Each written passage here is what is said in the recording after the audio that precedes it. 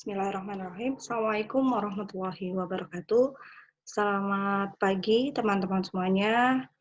Eh, Selamat berjumpa kembali dengan saya, Bu Ita Apriliani, di mata kuliah keperawatan keluarga.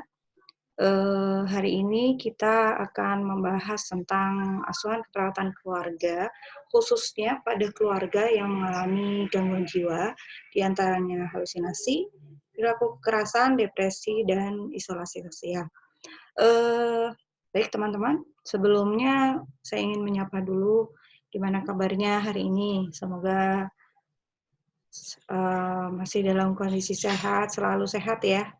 Selalu sehat, selalu semangat, dan tak lupa mesti tetap memegang aturan untuk keluar hanya untuk kepentingan penting saja. Kalau bisa tetap stay di rumah, jaga kondisinya dengan banyak makanan yang sehat, cuci tangan di setiap habis kesempatan melakukan apapun dan sebagainya. Ya, semoga kita berharap semoga pandemi ini akan cepat berlalu, dan juga di awal Ramadan ini saya minta maaf, mohon maaf, mohon diikhlaskan jika ada kesalahan. Semoga dengan pandemi dan juga Ramadan kali ini kita tetap bisa menikmati waktu yang sudah Allah berikan. Baik, teman-teman, langsung saja saya akan mulai pembahasannya. Yang akan saya tampilkan ini adalah khususnya asuhan keperawatan pada pasien halusinasi. Ya. Oke, langsung saja. Sebagai pendahuluan, gangguan jiwa merupakan manifestasi dari bentuk penyimpangan perilaku akibat adanya distorsi emosi sehingga ditemukan ketidakwajaran dalam tingkah laku. Gangguan jiwa juga merupakan keadaan adanya gangguan pada fungsi kejiwaan. Fungsi kejiwaannya meliputi proses berpikir, emosi, kemauan, dan perilaku psikomotor termasuk bicara. Di pendahuluan ini mungkin teman-teman juga bisa mereview kembali ya materi keperawatan jiwa, bagaimana seseorang itu bisa mengalami gangguan jiwa ya. Pastinya juga diawali dengan pemahaman tentang bagaimana tumbuh kembang seseorang gitu ya, mulai dari masa infan hingga kemudian lansia. Nah, rentang waktu itu menjadi rentang waktu yang sangat menentukan terhadap status mental dari seseorang. Ya, ketika terjadi gangguan jiwa itu merupakan manifestasi saja ya, tanda gejala dan sebagainya, termasuk proses berpikir, emosi, kemauan, perilaku psikomotor, dan bicara. Ini hanya sebagai sebuah manifestasi, artinya yang terlihat, yang tampak, yang bisa kita amati, observasi, dan juga bisa kita dapatkan datanya melalui asesmen. Akan tetapi pada dasarnya, kenapa kemudian pasien tersebut mengalami gangguan jiwa? Nah, nantinya kita harus melihat cross check ke belakang gitu ya, pakai studi cohort gitu ya, melihat ke belakang bagaimana perjalanan hidupnya sampai kemudian si pasien ini mengalami gangguan jiwa. Nah, ini pemahaman yang penting yang sekali lagi saya tegaskan di awal untuk memahami khususnya pada pasien dengan gangguan jiwa. Nah, nantinya ini kita kaitkan dengan asuhan keperawatan keluarga ya, karena mau tidak mau kita juga harus merawat keluarganya, tidak hanya pasiennya. Masih di pendahuluan, seseorang mengalami gangguan jiwa apabila ditemukan adanya gangguan pada fungsi mental yang meliputi emosi, pikiran, perilaku, perasaan, motivasi, kemauan, keinginan, daya tilik diri, dan persepsi, sehingga mengganggu dalam proses hidup di masyarakat. Nah, dari sekian banyak gangguan di sini, kira-kira kita pernah nggak sih mengalami gangguan-gangguan ini? Ya, ya boleh dijawab dengan senyum ya. karena biasanya kita juga sering ya mengalami gangguan motivasi gitu ya, gangguan perasaan ya, terlalu baper kayak dan sebagainya, atau mungkin ya marah dengan kondisi tidak menerima kenyataan dan sebagainya. Nah, itu sebenarnya juga sudah termasuk gangguan jiwa. Akan tetapi dalam konsepnya adalah kita juga penting harus memahami ada rentang respon ya, di mana masih dikatakan gangguan-gangguan itu masih dikatakan dalam rentang respon normal sampai kemudian terjadi gangguan yang lebih parah ya. Nah, gangguan jiwa terbagi menjadi dua, yaitu gangguan jiwa berat dan gangguan mental emosional. Nah, yang sering kita alami mungkin ya yang berfluktuasi, apalagi misalnya kaum hawa gitu ya, yang mau haid dan sebagainya, mau PMS gitu ya. Nah, ini biasanya banyak tuh terjadi gangguan mental emosional ya, karena itu sifatnya insidental. Nah, nantinya yang harus kita bahas adalah ketika perawat merawat keluarga dengan anggota keluarga mengalami gangguan jiwa berat ya. Nah, salah satu diagnosa medis ya yang kita kenal dengan schizofren ini merupakan gangguan jiwa berat yang sering dijumpai ya di lapangan. Salah satu gejala positif dari schizofren adalah terjadinya halusinasi. Halusinasi pendengaran misalnya menjadi gejala yang paling khas ya. Terus lebih banyak ya ditemukan pada pasien-pasien schizofrenia. Gangguan halusinasi pendengaran ini adalah gangguan stimulus di mana pasien mendengar suara-suara, terutama suara-suara orang. Pasien mendengar suara orang yang sedang membicarakan apa yang sedang dipikirkannya dan memerintah untuk melakukan sesuatu. Nah, teman-teman bisa mereview kembali karena sebenarnya sekali lagi halusinasi itu tidak ada. Karena sebenarnya halusinasi itu diciptakan oleh si pasien itu sendiri ya. Kenapa kemudian terjadi halusinasi? Nah, kembali lagi mereview ya etiologinya ya. Banyak sekali ya yang bisa menyebabkan hal-hal atau kondisi-kondisi yang bisa menyebabkan seorang mengalami halusinasi. Nah, selanjutnya kita kaitkan sebelum masuk ke asuhan keperawatan jiwa. Di sini saya akan mencantumkan sebuah dasar hukum mengapa keluarga menjadi salah satu sasaran asuhan keperawatan yang kita lakukan. Nah, menurut Undang-Undang Republik Indonesia Nomor 18 Tahun 2014 tentang Kesehatan Jiwa, terutama pada pasal 1 mengatakan bahwa upaya kesehatan jiwa adalah setiap kegiatan untuk mewujudkan derajat kesehatan jiwa yang optimal bagi setiap individu, keluarga, dan masyarakat dengan pendekatan promotif, preventif, kuratif, dan rehabilitatif yang diselenggarakan secara menyeluruh, terpadu, dan berkesinambungan oleh pemerintah, pemerintah daerah, dan masyarakat. Ya, di sini di dasar hukum kita ini sudah sangat jelas dijelaskan, diterangkan bahwa apa yang kita lakukan harus mencakup upaya promotif, ya pencegahan, upaya pengenalan, ya pengobatan juga dan juga pemulihan, ya, di mana hal-hal tersebut dilakukan secara terpadu dan berkesinambungan, ya tidak berhenti, terus dilakukan sepanjang daur hidup manusia. Siapa yang melakukan? Yang melakukan adalah pemerintah, pemerintah daerah, dan juga atau masyarakat. Nah, apa kaitan kita di sini? Ya, kita adalah pemberi pelayanan dari promotif, preventif, kuratif, dan rehabilitatif. Salah satu upaya promotif dan preventif dalam penanganan kasus gangguan jiwa adalah keterlibatan keluarga.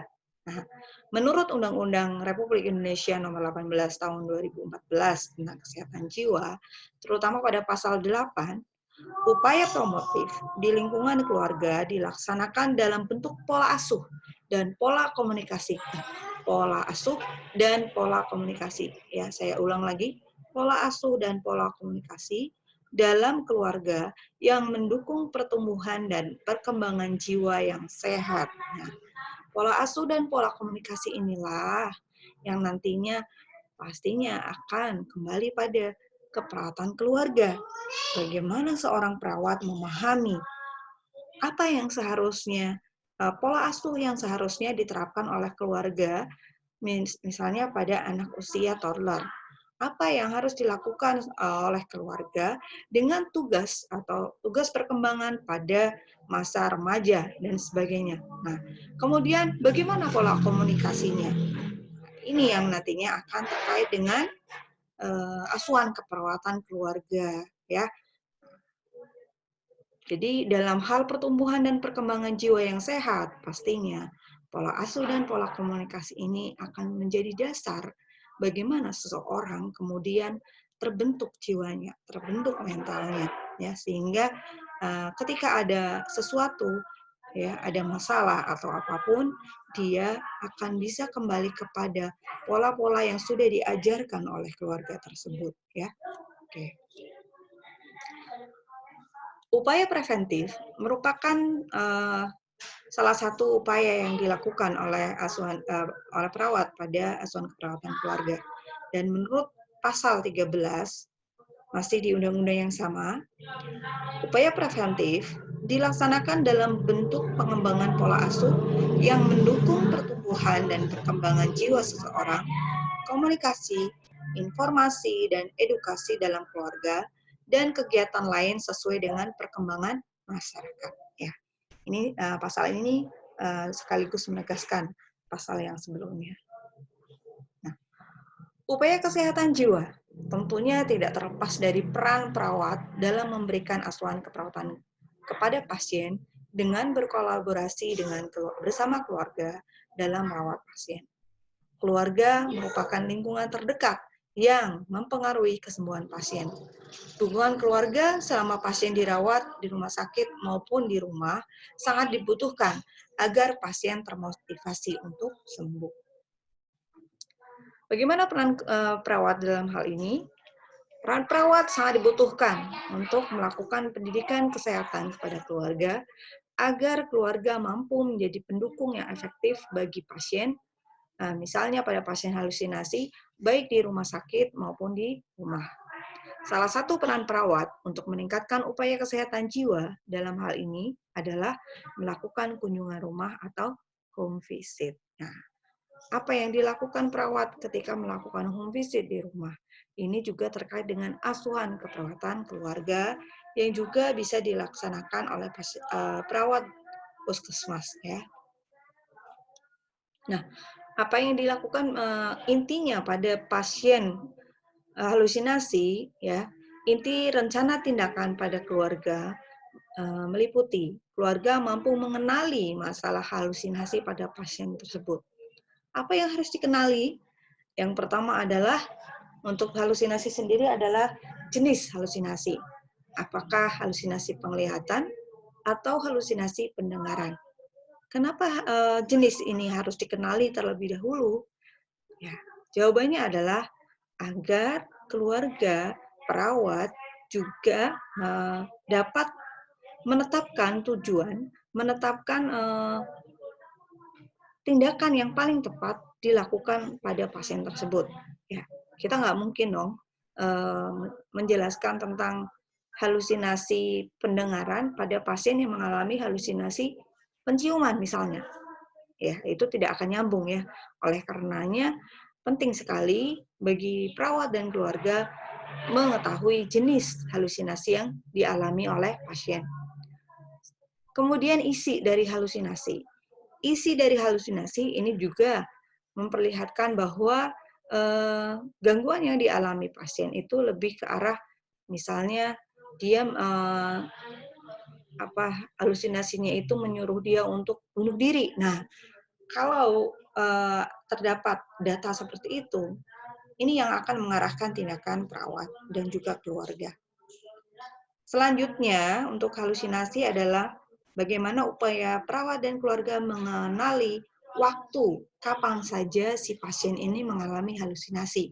Ya, kita bisa menanyakan setelah sudah terjalin rasa saling trust gitu, saling percaya antara perawat dan pasien, perawat dan keluarga. Kita bisa mengetahui kapan sih si pasien ini mengalami halusinasi, pagi, siang, atau malam, ya. Kemudian situasi apa saja yang mendorong pasien ketika sering mengalami halusinasi? Apakah ketika dalam kondisi sepi atau dalam kondisi ramai pun masih ada halusinasi atau tidak, ya. Selanjutnya respon. Nah, respon ini terkait dengan fase-fase, ya. Teman-teman nanti bisa buka lagi untuk halusinasi, ya. Halusinasi ada 4 fase. Nah, disitulah akan terlihat responnya. Fase pertama, kedua, dan ketiga itu berbeda di respon. Ini penting untuk melihat seberapa parah sih si pasien ini sudah mengalami halusinasi. Oke.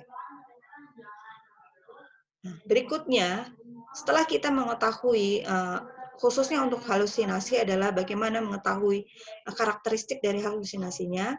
Nah, tujuan yang kita lakukan pada keluarga, tindakan yang akan kita lakukan pada keluarga, lebih ditekankan pada bagaimana keterlibatan keluarga dalam perawatan pasien, ya. Kemudian menjadi sistem pendukung yang efektif. Ya, di sini maksudnya bagaimana keluarga dapat terlibat dengan baik dalam perawatan pasien, karena sekali lagi keluarga adalah sistem pendukung yang efektif. Ya. Sistem pendukung yang efektif ini juga terkait dengan bagaimana keluarga berusaha memfasilitasi pasien untuk mendapatkan terapi-terapi modalitas yang bisa diperlakukan misalnya di rumah, ya. Misalnya bisa berkebun, bersosialisasi. Nah, nanti terkait dengan gangguan jiwa yang dialaminya.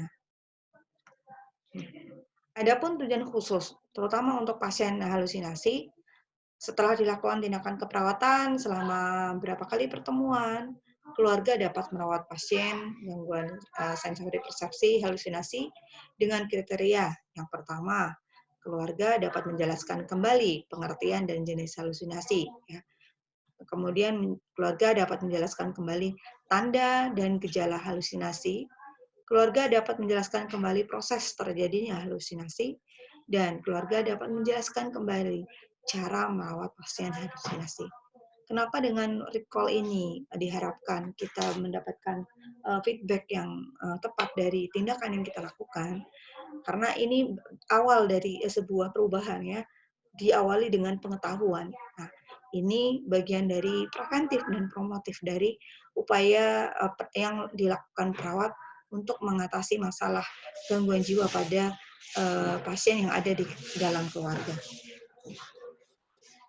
Kemudian tujuan khusus yang kedua adalah setelah dilakukan tindakan keperawatan keluarga selama berapa kali pertemuan, ya sesuai dengan